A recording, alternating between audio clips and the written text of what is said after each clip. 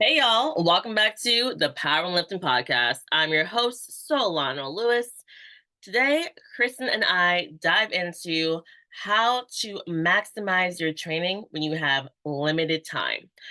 Basically, just diving into you will have those athletes, those clients who only have a few days a week, maybe 3 days to train for very short periods of time because they're very busy with outside life.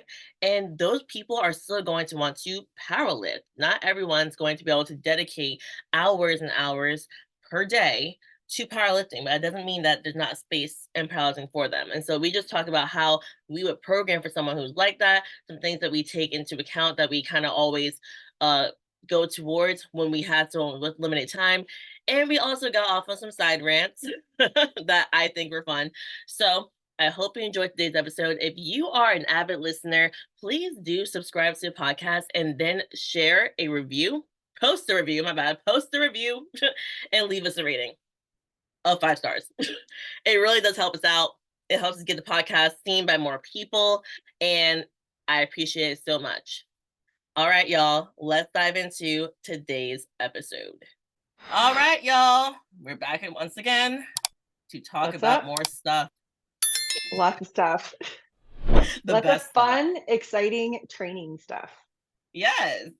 But one thing I will say, I was so excited that you sent me articles for this topic because I read Hmm. through them and like half of them just confirm what I do, but the other half I was like, oh, I like the like how they said this, and it just helped me like Yeah, just kind have of a thought process of what to understand. talk about. Yeah. Yeah, I think it's really cool, especially as I've, like I said, going back to school and kind of doing this deep dive in research studies. And a lot of times it's stuff that you've kind of learned as a coach. You kind of through trial and error, and you figure out things that work and things that don't. And I think sometimes people think that this anecdotal experience like is not helpful, but I think it is. And I think a lot of times, I think we talked about this before too on a different podcast about how we can sometimes take training methods that haven't really been researched before, and it's kind of like ahead of the curve. And then what research does is just kind of like essentially confirm or can confirm, or the other way around, potentially, depending. But it's kind of always cool when you always have this thought process and you're like, this seems to work. And I don't know why, but then it like you can something comes out and you read it, you're like, that makes sense. No, I agree. I agree. So pretty much, y'all, today's topic is about making the most out of your training when you have limited time to train each week. Yes. So a lot of us, unfortunately, are not, I guess, professional power lifters and have other jobs and life that happens and can't always spend 4 hours in the gym training. Um, so yeah, what are things that we can do to kind of maximize efficiency in the gym? And then what do you kind of do as far as like when you're programming for someone who kind of has limited time? Yes.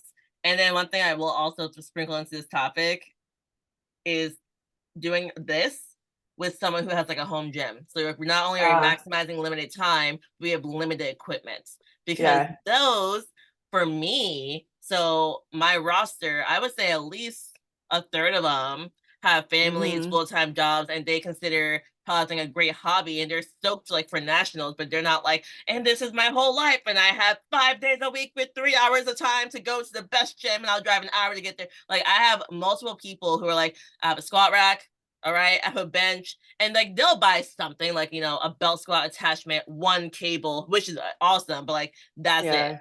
And we are A working with that and for the it you make next, it work, yeah. and it works. I mean, I think, of course, having, access to a full-on, powerlifting gym with these machines are you obviously helpful, but they're also not necessary either, and I think you can make it work by training with a barbell with limited equipment, and it is possible. So I don't think, and I have had clients who have sent me different products, and it's like these random like, should I get this bar? And or what about this bar? Or what about like, the cambered bar? And I'm just like, if you want to, I suppose, but like number one, I don't really program camera bar unless someone would actually ask for it for Yes. whatever reason. But I'm like, why if you want it for sure, go ahead. But you also don't need it. So I guess it depends on, yeah, if you have like a lot of money that you want to spend on your home gym, then go for it. But it's obviously not necessary either.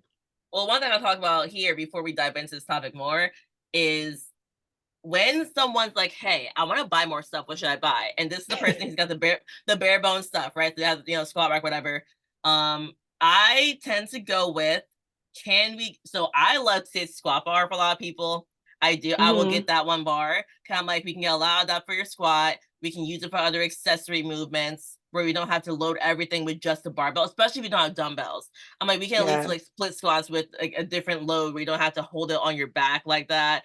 Good morning and Yeah. stuff like that. So I love that. And then I'm like, anything that will help the lower body. I mean, dumbbells, of course. If they'll get dumbbells, like yes, like yeah. But like, I'm really into someone getting a belt squat attachment. I'm like, Yeah. especially if they just have the bare bones stuff. I'm like, can we do something besides just, you know, holding a barbell while we do our split squat, holding a barbell while we do RDLs. Like those are amazing. But like if we can get a belt squat attachment or like some sort of Yeah. makeshift leg press kind of thing, it's just like we can really move a lot of load without you having to hold it. So Yeah. yeah. And I would say too, if you're gonna buy something for your home gym, it should be something you'd probably use for more than one exercise. So like you said, with Yes. the like a squat bar, you can use it for, I mean, you could even bicep curl it technically if Yeah. you want to.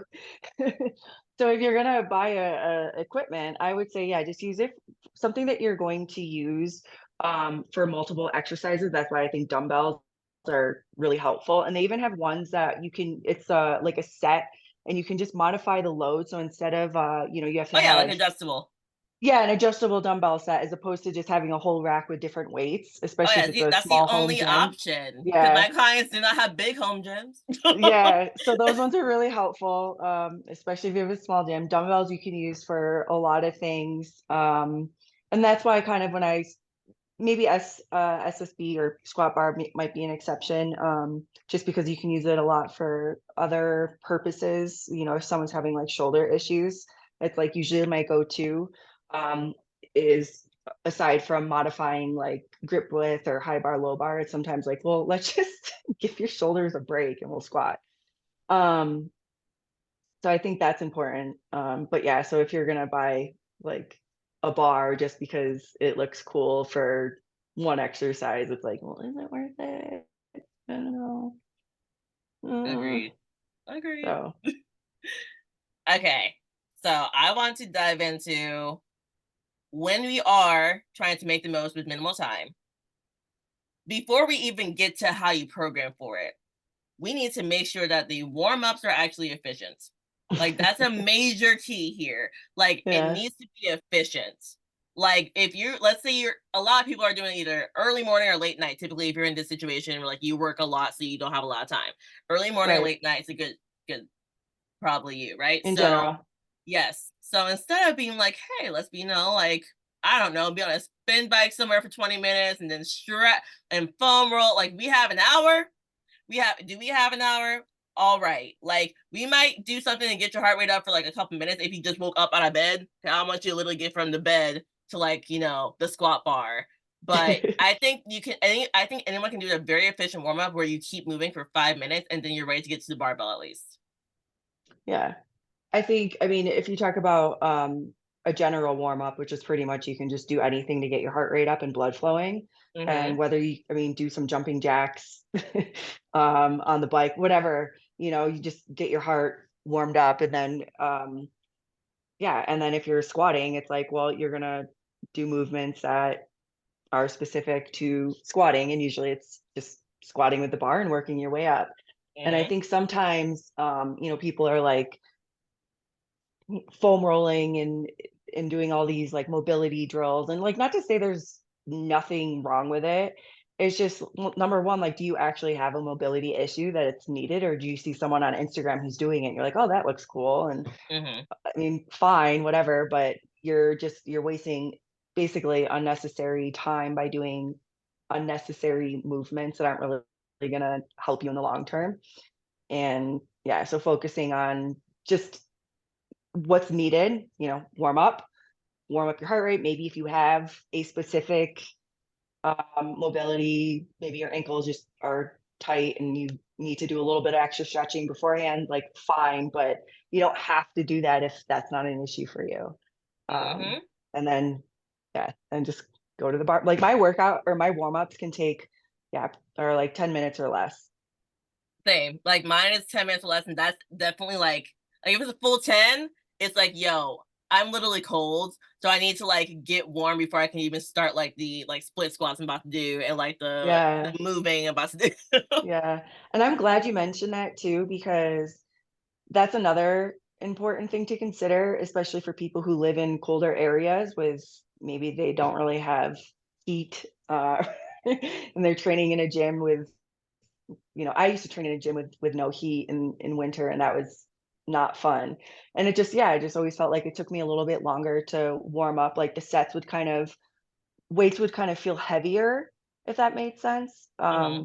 And it just, yeah, I just felt like it took longer, and there's nothing wrong with that. It's just, yeah, maybe you want to do a little bit extra, warming up beforehand, so you're just not diving right into it, and your body's like, "What the hell?" Yes, absolutely. And then timing your rest. Like time, no, listen, if we got limited time, I time know. your I'm rest. I'm Like laughing because I'm bad at that. see, I don't time them, but people okay, put it this way, Kristen. Like this past weekend, I did an SPD session, and it was week 3, so I have 4-week blocks. Like week 3 is like the second heaviest week of the block. I did SPD plus dumbbell RDLs and bicep curls. It was 2 hours and 10 minutes, and there was 10 minutes of talking that I got pissed off. I wanted to be 2 hours exactly. I was pissed. I was like, so I was trying to move. So if I can do all that in 2 hours, I'm like, I'm not gonna program because we're gonna get to programming very shortly. I'm not gonna program an SPD session if you have limited time. So if you just gonna squat bench 1 hour, Yeah. including the warm up, like 1 hour, like Mhm. I don't see why. And a lot of people have actually, like, I have clients who train with some people, like in the same gym as someone who's like very elite, and they kind of follow their lead. And they come to me saying, like, well, this person takes hours. So, because, like, okay, I'll give one example. A client who trains with someone who's like got one of the highest dots in the world, like very high, like here in like New Jersey, New York area. And her SPD sessions, she told me at first they take 6 hours. I'm not kidding. Like when she first came to me to get started, and Your once they told client. my client when she first came to me to get started, 6 hours, not exaggerating. And I was It's like like, a whole powerlifting meet with 12 people. I explained you ain't gonna get through a meet if it takes 6 hours. But my point here was she was training in a gym with someone who's very elite and takes 6 hours. I'm like, this male, so I'm talking to a 75 kilo, very new powerlifter. This very elite level male who's working up to like 800 pounds has at least an excuse to take twice as long as you. You are clearly following their lead like to a T. This is not how this is supposed to work. This is dumb. Like this problem I'm starting no. Like you're actually probably hurting yourself by taking 20 minutes of rest. At that point, it could actually hurt your workout. Your body's like, why aren't we done? Like, did you bring a whole meal with you? Did you? Because I know Mhm. you don't have the energy behind having deadlifts. Don't pretend don't tell me you do if you didn't bring the right nutrition with you. You need a meal, not even just some sugar. You need a meal now. Like, no. So Yeah. very efficiently time your rest. That's a big one. Yeah. And I've made then that mistake before of mhm, waiting too long, and then by the time I go back to, like, hit my top set, I'm, like, not I have to basically almost warm up again because 'cause I'm like, "Oh yeah, my god, that is really heavy." yeah, wild. I'm like, nah, I came here So, to train. yeah, there needs to be a happy medium there, I believe. It's like you want to rest enough, to recover, but also not rest so much so that you essentially have to warm up again. Yes. Honestly, if you're listening to the podcast, you don't need longer than 6 minutes to rest, and that's pushing it. Because I only take 3 to 4. Unless we are doing like week 4, I'm like, okay, fine, let me calm a little bit slower because I'm trying to potentially PR. If it's not that, you don't need more than 6 minutes Mhm. max. Okay. It would I would say it definitely depends on, like, where you are. in your season. So if you're working up to heavy singles, yeah, you're gonna probably wanna rest a little bit longer than a minute between your set, you Yeah. know? But if for me, like you and I were talking earlier where my training has just kind of been ho hum, my weights have been pretty light. There's no reason for me to be resting for 6 minutes. For me and my current training block, I can get my workout done in under an hour. Yep. But I'm also, working at a significantly lower load than what my training max is. And so my rest periods are generally shorter than someone who's about to, is in meet prep. Yes. So it depends. So just make sense. Make it make sense, y'all. Make it make sense. I'm not even gonna go into more science about it. Just don't Make be it make stupid. sense. And Yeah. Like, come yeah, like on. when you feel like you need to chill for a minute and you're like, I need a longer break, or if you know. Yes. So, But I will say I did have one client who was doing the opposite. And I only found out recently. Like I was like, her numbers were like going down, and I was like, what's going on? And then as we dug into it, she was like, should I rest longer between sets? Like, how long are you resting? She does not. She actually does not rest. It's like, does the set, changes the weight, goes back. Like she doesn't sit at any point. She doesn't drink water. Like I was like, oh, like you you really just taking like 40 seconds. you Okay, just did yeah, you need to. CrossFit. And like CrossFit's great, but we just aren't doing that today. Yeah. So yeah, there's that. I Um, think Sam Calhoun, I remember her because her schedule was crazy at one point, and she would be lifting in between clients, and so she would, like, start her bench and then train her clients and then go squat or something, and there would be times where she would be, like, squatting and then have to go bench too, so she's basically supersetting, and not that I would typically recommend that. I think Sam is obviously an elite lifter, and she knows, to listen to her body, and she makes it work on something that might not be she's making suboptimal conditions work based on, her life. But it worked for her. I mean, she's obviously an elite lifter and she does well. But I think that yeah, you can't just superset your squat and bench and expect to have that your gains are just going to be maximized. Very true. Now I think a big thing here is when we're working with very limited time, really focus on high intensity with more minimal sets. Because you can get away with doing not everything as high intensity if you have like 5 days of however long you want to be there, you can be there, you can chill in. But if you have Mhm, like, if you're talking like, 3 times a week for 90 minutes is all you got, like I'm definitely gonna have your percentages probably be higher because you also have way more time to recover too. So that's mhm. going to be more doable. And if we do the opposite, where we're like, okay, let's go down and wait and just try to do like maybe like straight sets and just hurry up, that probably will lead to you actually regressing if you're trying to Mhm. literally get stronger for powerlifting. So how would you, a lifter who has a pretty busy schedule, can really only train maybe 3 days a week and still wants to compete in a powerlifting meet, what kind of training would you give them? So if you say 3 times a week, I immediately think squat, bench, deadlift, bench, squat, bench. Like that's what first comes to my mind. Mhm, Why? Because we're gonna, I mean, whoever it is, like, yeah, no, really, whoever it is, like, you probably need to bench at least 3 times a week. Like, come on now. Like, rarely mhm, exceptions, but we're talking about general. And then when it comes to squatting, squatting does require a bit more frequency typically than the deadlift does, and once a week could be tough to progress.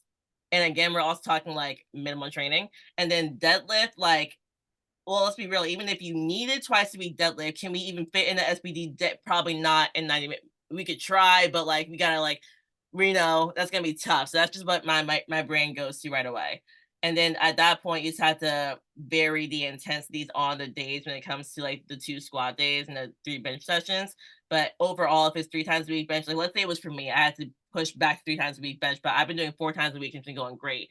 So I already do pretty I do like pretty high intensity. Like nothing's really below 85% for top sets at this point for all my mhm, benches, because if I get less than that, I get detrained really fast. So I'm like, all mhm. right, you got 3 times a week, you might have to push it a little higher. We might do 90% at minimum for like at least one set every single session. And then you Yeah. could do back off work. at that point, or maybe ascending, which is a great time saver. Ascending sets can be very, very useful in this scenario. But I'm Mhm. not gonna have you have any days where you're just doing like, okay, it's our tertiary day where we do super lightweight. Nope. You don't have we can't do that anymore. So yeah. Yeah. Well, I like that you said the first thing that comes to mind would be, like, basically SBDs. So, you're probably taking out some of the, for powerlifting standards, less important exercises. So, Hmm. yes, we all love to do our bicep curls and tricep extensions. But you can obviously, the first thing that's going to go when you're limited on time are probably those kind of movements. And you're Hmm. going to focus on keeping in the main lifts. So the squatting and benching and deadlifting. Um, that's going to be the focus. And then if there's time, it's like I'll try to do more. If I'm trying to do some posterior back, it's like I'll try to do maybe like pull-ups or pull downs where you're doing multiple muscle groups as opposed to like more isolation movements, right? So you get more essentially bang for your buck um, with limited time. If you're doing pull downs, you're still using your biceps, even though they're not isolated. So that would be, a decision that I would make if I were going to add in some sort of accessory movement. Yeah, I think that's another big thing to focus on is just like every single thing you do is probably gonna be compound list at that point.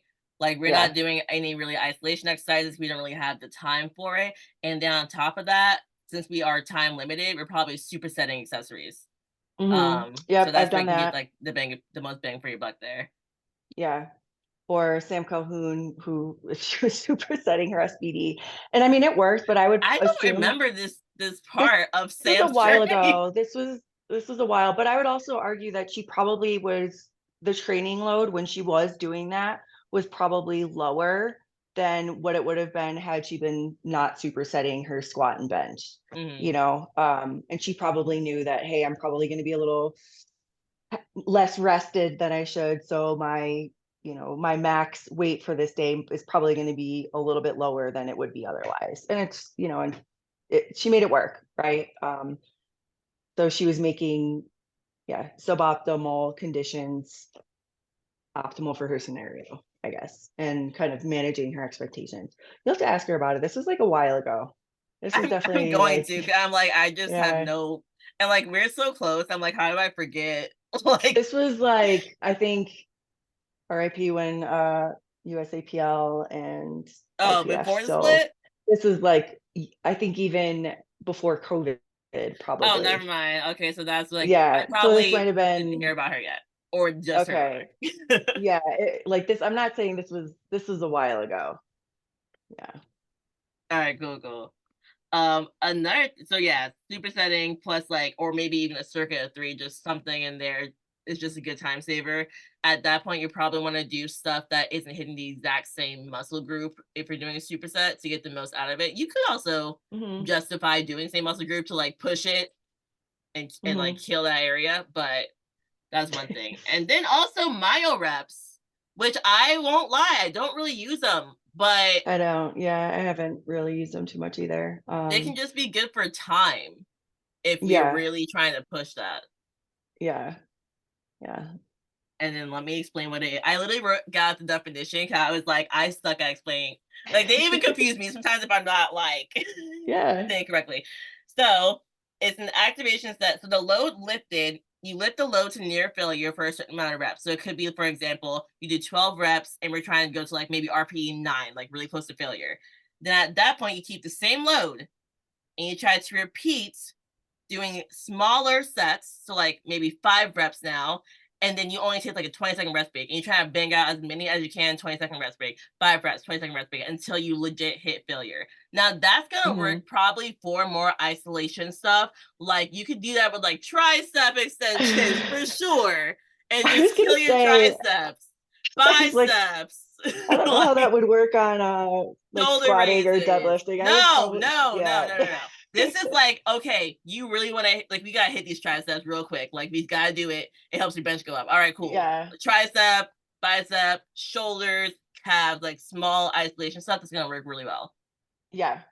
Yeah, I would, yeah, definitely don't do that on squat, No. please. So how would you, okay, so that leads into our question about like, so how would you program squats? Because obviously if it's I don't know, 5 sets of 10 squats, it's probably not going to be really time efficient, right? So what would you do? I hear Oh, you that. were said So, ascending sets, so that makes well, sense. yeah, I'm gonna go there, right? So it also, of course, depends where we are in the season. How close are we? Do we have to do singles? Because working up to a top set single with back downs will take longer than ascending. But I'm gonna utilize ascending as much as I can if Mhm. we are really that time crunched. That's gonna be Yeah. my kind of my go-to there. And then Mhm. again, if we do at least higher percentages, we can kind of get away with doing less sets than the latter, which is like, okay, if I really want to do like, static sets, you probably need more repetitions and sets of static sets to get the same exact, what's the word? The same, what's the word? Stimulus? Huh? Stimulus? No, Hmm. results. Jesus. Oh. Wow. God, that was insane. This is happening to me. I just forget words. But yeah, to get the same result, you probably just going higher intensity will be easier than like if you do static sets, cool, but that will just take longer. Um, Mhm. that's mostly what I would say to do. Like definitely those two are just gonna be Mhm. helpful. Yeah. And I think I sent you the paper on the minimum effective dose of training. And basically what they found was that, again, this is going to be the minimum effective dose to still make progress or maintain strength. So that's not to say that this is optimal, but what is the minimum that you can do before you start seeing like decrease in performance. And so they found that you could basically do one set per week. So say of squatting or benching or deadlifting per week, about like 85% load, one set to close to failure, not to failure, but that would be the most efficient way to maintain strength under suboptimal conditions. Again, like this is the minimum. Would we recommend this if you have more time than that? No, but this is, I think people think that they need more volume and frequency than they do, and someone Hmm. misses, basically what it comes down to is someone, like something comes up and you miss a day of training. And I've had clients are like, oh my God, my life is over, right? Like I missed a day and I'm just gonna lose all of my strength that I just gained, right? And it's like, you're probably fine. And Yes. even if it's just more than one training session where it's over a period of time, your progress will likely be significantly slower, but you're still able to make progress, even if it's going to be suboptimal, at least for newer and intermediate lifters. I think for advanced lifters, that becomes a little bit more nuanced. But I would say that majority of people who are listening to this podcast are probably in that like intermediate beginner category. So they probably shouldn't worry about, having a period of time where there's reduced training volume. Yeah, the article that you sent me, whichever one, I don't know which one I read, 'cause there was like three. But Mhm. the one that I focused in on definitely mentioned like even taking a week off of training, your strength's Mhm. going to be the same. After a couple weeks, you might feel a little detrained, but your strength's still not gone. You just have to get kind of back into it and don't expect to feel as Yeah. strong day one. And then it's like when it goes to like a month or more, that's when it's like, okay, yeah, we're definitely gonna see an No, actual you're reduction in yeah. strength overall. And I would say that most people aren't really going a month without training, No. unless it's, back to 2020. But even then, people were still doing push-ups in their apartment, you Yep. know? I'll never forget. I had one dumbbell and one kettlebell. Anywho, let me not go back there. And Um, yeah, made it work. You made it work. Um, uh, I will say other things that you can kind of throw into this is maybe doing AMRAPs. And again, not even talking necessarily main lifts, but like if we're trying to do some accessory work and we just don't have a lot of time, 1 to 2 sets AMRAP or something smaller could be something you could build up towards, especially again, depends what you're mhm, talking about. Beginner to intermediate, like you pick a sufficient load. If your AMRAPs are like 10 to 12 reps, that's great. If we end up to do 30, 50, okay, it's too light, right? So you have to use it mhm, in like yes, you have some sense when we're doing this, but that can be definitely very helpful. And then I think I want to say too is like when it comes to how many sets we're doing for the accessory, I think a lot of people sometimes think you need a lot to like get something out of training. If you are more focused on the intensity and like pushing to near failure for your accessory work, you can get a lot out of 2 sets. A lot I out of 2 sets. program most of, like, accessory work in maybe 2, 3. I think the max I would do would be, like, 4 reps, but I majority is just yeah, to even, like, if I'm doing back off sets with people, um, I mean, I always start with less, like, I try to do as little as possible, and then, because then it's like once if there's a plateau or, and you're then you have to kind of make some modification. I'd rather have to modify from 2 sets as opposed to giving someone, there's 6 sets in a workout, now I have to give them 7 to Yeah. make it, you know what I mean? Yes, So because I go ahead, go I ahead. I keep want to say it something after.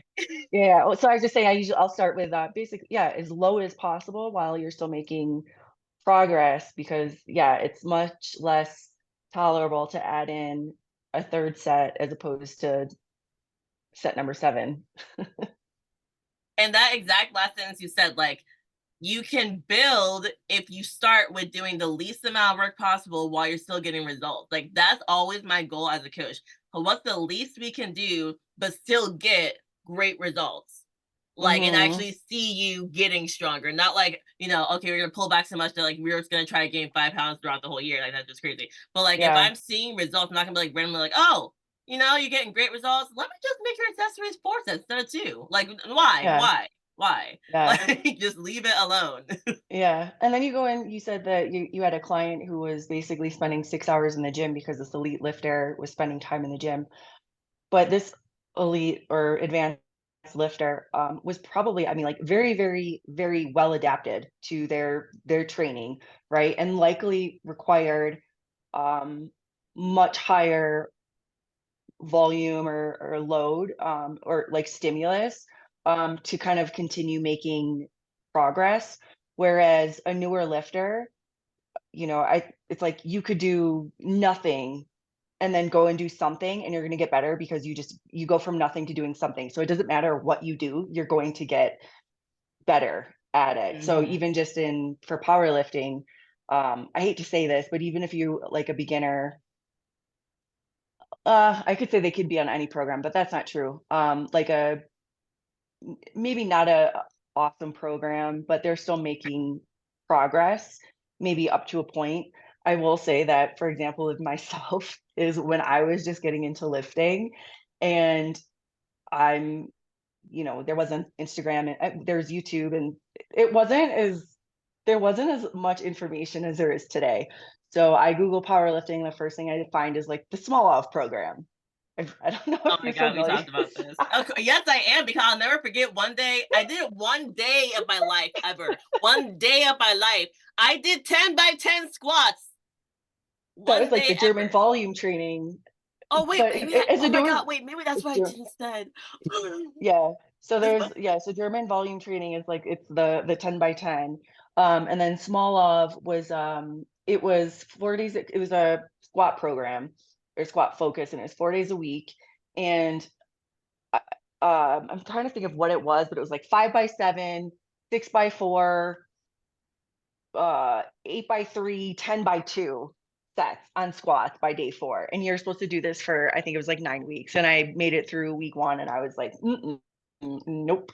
But I was also untrained, right? Like I had went from never squatting before to all of a sudden doing this super insane high amount of volume that my body was just not prepared for. And I literally like wanted to I was yeah, I Die. made I'm sure it your body was like revolting against you. yeah, I even think by the 4th day, I don't even think I finished all 10 cents. I think I got through like maybe 5 and I was like, I'm done. I can't do it.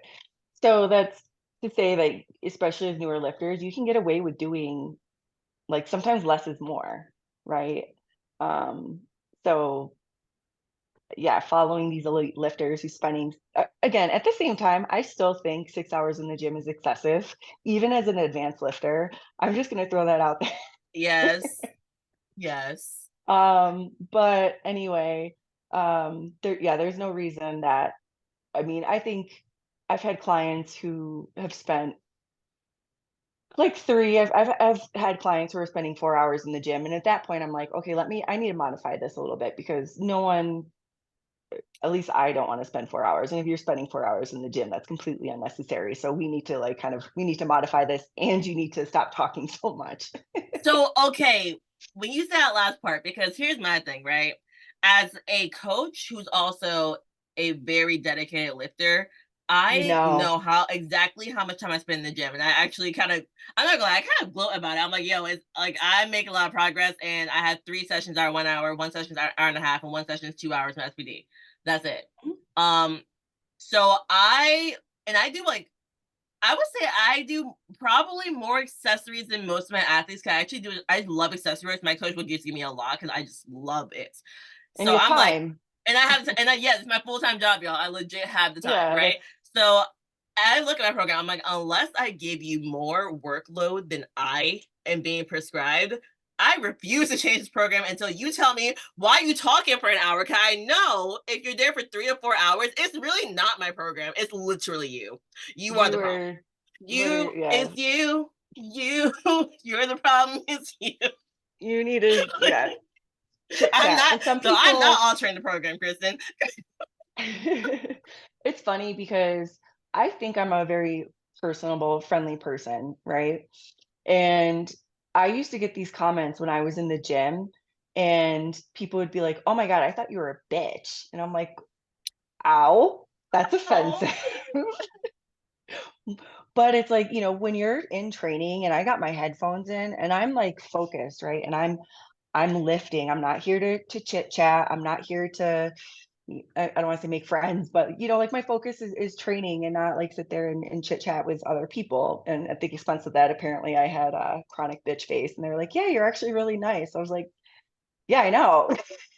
They're like, "You just look really mean." I think they're just saying I was intense, but like you've probably gotten that too when you're in competition in that zone of, okay, I'm like a month out from nationals and you're just focused and you're in like that bitch mode. You're not trying to sit there and have a conversation. And I always feel bad when people, if maybe not so much now, because like I said, I'm just not in like any competition mode, so I can go and be a little bit more like in la la land. Um, but yeah, I think that people really need to kind of. I would struggle with that too, where I would probably sometimes now, even if I'm talking to someone, I'm like, wait, this person's in training. They probably don't want to talk to me right now. They're No, just I too do nice to not. say anything. I hear that. I hear that. By the Yeah. way, just before I get shit from any client, I have adjusted some programs to make them shorter if needed. Okay, I was kind of semi joking, but if it's you, it's really you, then I'm not changing it. But you're just saying, yeah, there's literally a person at the gym. I legit, it was like 3 weeks ago. So I'm very focused. This is why I boast about how long I take. I don't really talk to people Mhm. ever. So this one day I was like chilling. Like it was like deload week. I was chilling and I talked to this person who is benching, who I've seen multiple times, but like I just have waved and not even said hi, kind of focused. And their face lit up. By the end of the conversation we had, they're like, you're really nice. I didn't know you were nice. You're so focused and determined. I just been scared. I've been scared and I get out the way. I'm like, you get out the way. It's like, yes, I Yeah. get out of the way. Like I see you and I'm like, let me make sure I don't stand in front of her by accident. You're gonna run me over trying to get to the barbell. At least they were nice about it. Like I They were- literally said verbatim, "I thought you were a bitch." And I was like, "Nice." So that's a little intense. Yeah, I was like, "Damn, was I that?" Like, and I'm trying to like think back to, I was like, "Was I that intense?" You were But just again, it's focused. yeah, and that's, I think, uh sometimes, especially if you see someone in the gym that you, I guess, is a known lifter and they're not quote unquote friendly, don't take offense. It's like they're probably just in meat prep and they're focused, and that's what elite lifters, like that's what it takes is focus and dedication. And um yeah, I wouldn't take offense. I promise I'm not mean. You can come say hi. No, like literally, that's always the case. Though I've only ever met one higher lifter who like didn't know me, and like I said hi, and I was like, "Yo, they just blatantly ignoring." Oh, all right. You can't even wait. Okay. Like that happened once ever. So Were I they like in the meat prep 200, like, or they were yeah, just but kind like of I'm talking like, after the set's over, sitting down on their phone and and I you're just like, said "Hey, nice hi. job," and Yes, okay. yes. There's okay, that's I'm not also annoying where I'm like, you're yeah. about to start squatting, you're literally underneath the barbell. Hey, oh my god, my name's Solana. Like that's crazy. I've had people talking to me while I'm benching, and they're, like, having a conversation with me. And sometimes I'm just like, "Can you just let me finish my set and then, like, then I can talk to you? Like, can I at least do my set first?" Like, trying to have a full-on conversation, and it's like, well, maybe I don't know, maybe no wonder I'm a bitch because 'cause I'm like, "Can you wait? Can I complete my set?" Well, Maybe that's why, I don't know. you're not being a bitch. This is now turned into gym etiquette 101 podcast, which is Yeah, and fine just not because understanding y'all, social cues.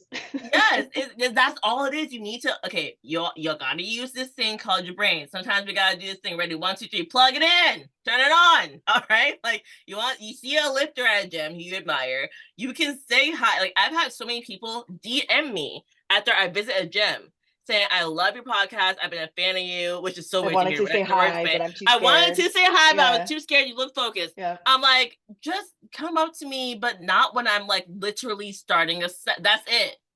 It's yeah. not that deep. Like there is a few minutes between. I don't literally take 20 seconds before I go to the next set. Like if I'm like loading the plates, if I touch my phone, that's when you talk to me. It's not hard. Like we're not Yeah. that scary.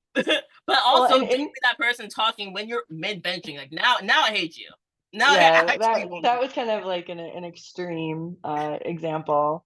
But yeah, even so, sometimes, like, if I'm and this might sound mean too, maybe I'm being bitchy, but, if in a top set where you're sitting there and you're waiting and you might be playing on your phone or listening to music, like, even then, I would say maybe wait until their top set is over because I'm trying to focus. I'm getting in the zone, right? I'm like listening to music and I'm like talking myself up, and it's like this psychological, like, uh, stimulation. What am I don't think the word, that I'm trying to You're think getting of right yourself now. hyped. Getting myself hyped. Yeah, you're like Yeah, trying to hype yourself up. And that takes a lot of mental energy. And you've it does. probably, if anyone's ever uh, experienced this, where they do their top set and it's a PR, and then your back offs like feel worse than your top set. Have you Oh, ever had that yes, happen? Like yes, because you like it's not even physical, it's the mental fatigue from it's like how you hype yourself up. Yes. you had to just like you're like in beast mode and you're, and you hit it and then you're so excited. And then it's like, oh, your back offsets that you just don't, like you're not psyching yourself up for it because you're like, oh, it's a back offset. It's Yes, whatever. I'm just gonna do my training. But then you're like, this feels worse than 100%. this feels worse than my top set. But it's Um, that like that yeah, it's you psyching it's the yourself up. arousal. That's the word I was Arousal. looking for, arousal. I was trying to say psychological stimulation. I was like, I know there's a better term for that that like makes more sense. Arousal. You're trying to get aroused. Mm-hmm. And one thing that helps me, which I'm utilizing this weekend, because I'm going for a squat free hour, and we're gonna utilize this. Because I get all hyped, I have to very quickly, within like 1 minute of finishing it, I have to start like putting the plates Unloading. on for the yes, because that will f me up. I Because then will it takes start. you 20 minutes Yep, to do your next set. good job. Look at the video twice, send it to coach, call coach. Oh my god! Like all of a sudden, you're like, Post it wait to a your minute, Instagram, post post it. it. I was You're like, no, no, no, no, no. Like, take the fist bump and then turn around. You have to take the plates off and you have to like be ready to go in 2 minutes for the next one, or else it's ruined. Like, if I don't do that, the you're session is ruined. Like the you're back gonna down, be there for another 6 hours. yes, and not like that. I'm gonna be pissed off every rep because I'm like tired and hungry now. It's like, Yeah, now what you're like, happened? oh, like the excitement is gone. I already, hit my set. Now I just want it to be over with. Hmm. Yeah, good times, good times. Oh, that makes me want to live. I need to get back into like training consistently again. I miss Look training. at there, I've been kind of like haphazardly just kind of going through the motions. I'll get back one day. making me stages of It's life, fine. making me tough. I know. I know. Well, I feel like I have like 110 different things going on at once. So it's like this is me, I guess a great example of me being limited on training, and I've actually had to drop my training days to 3 days a week just because, just mentally, I'm just, like, so tired, and then just trying to get the motivation to go to the gym and then just to really motivate myself to train has been difficult. So it's like I'm going to the gym, just kind of going through the motions, and doing, and not that I'm necessarily limited on time. It's just I'm emotionally just mentally, like, burned out. So, doing something like, 1 set a week of a top set would just be a lot of mental energy for me, and Mhm. so, for my training, like I said, I was telling you earlier that it's been, like, I'm squatting 100 kilos, 120, if that, I'm not pushing it, and there'll be a time where maybe I want to again, but I'm doing what in many powerlifting communities would probably be considering suboptimal training. But my Mhm. goal right now is not optimal training. My goal right now is to just be consistent with workouts and work out. And I think that's another thing that people probably don't really consider is, especially when it comes to having like a life outside of lifting, is some coaches especially, it's like it's like committed that they expect their lifters to like be committed, and like missing a day is like, oh my God, it's a big deal. And maybe that just comes down to personality differences. Like for me, if a client misses a day, I'm like, hey, I understand. At the end of the day, this is a hobby. Is it ideal? Maybe not, but it's also not going to be as detrimental as you probably think. Exactly. And that's what happened, like, last week. Someone, like, missed their SPD 'cause, like, their heat went out and they had to wait, like, all day for the person to come in, and they came, of course, 9 hours, like, after they Yeah, and said by they would. that time, you're like, "I'm tired, I'm not gonna go to Yeah. the gym."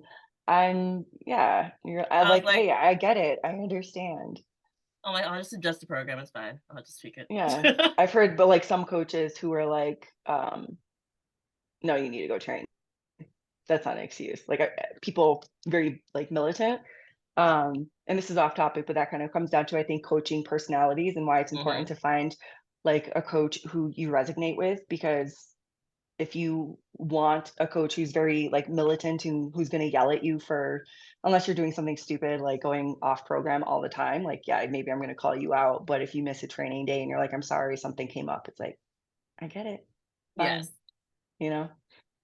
So It's overall, it's just communication. If you communicate with me what happened before I go in the program, like, no, to you're like, program for you next week, and I see it's empty. Don't do it then, because I'm like, wait, like, I'm lost.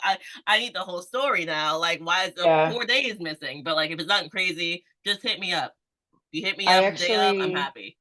recently stopped training with a coach for that reason, because I was like finding it, I'm not going through the motions, so I'm not really recording my videos. I wasn't really uploading the spreadsheet. And I'm like, if I was a coach and I had an athlete like this, I'd be so frustrated. And I'm just like, I can't, it's just like, I need to, this isn't fair to the coach. So I'm just gonna, yeah, I need to do my own thing. Okay, so this happened to me with nutrition coaching. Hmm. Like, I had someone and I did tell them, well, I didn't tell them when I wanted to stop, because like, I've done nutrition coaching for long term before, like, 2 years straight.